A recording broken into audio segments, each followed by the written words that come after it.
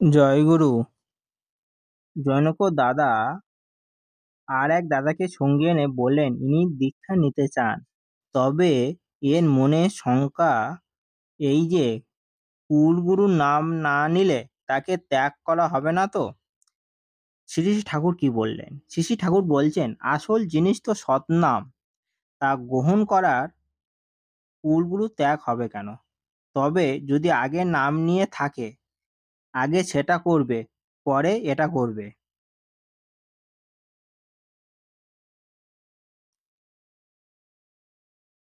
রাত্রে জনক দাদা বললেন, আপনি আশীর্বাদ করুন যেন আমি আপনার পথে অস্তরিতভাবে চলতে পারি। শ্রী শ্রী ঠাকুর বললেন, তুমি ভগবানের পায়ে নিবেদিত হও। জীবনে যা কিছু করবে তা যাতে তাকে সার্থক হয় তাই করো। জনক দাদা সাংসারিক অসুবিধার কথা জানালেন।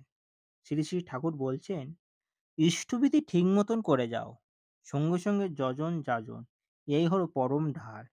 এই ঠিক থাকলে সব গুছিয়ে নিতে পারবে। একজন বিহারী মারি আধ্যাত্মিক জীবনে উন্নতির জন্য প্রার্থনা জানালেন।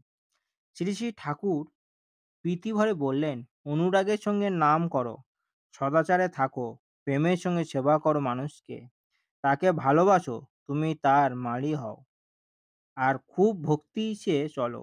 জনক দাদা, ঠাকুর, আমি অন্তিম সময়ে ভগবানের নাম স্মরণ করতে করতে যেন দেহ ত্যাগ করতে পারি। শ্রী শ্রী ঠাকুর বলছেন, অসূত্থভাবে তাকে অনুসরণ করো, সদাচারে থেকো, ভগবান তোমাকে কৃপা করবেন। বন্দে পুরুষোত্তম।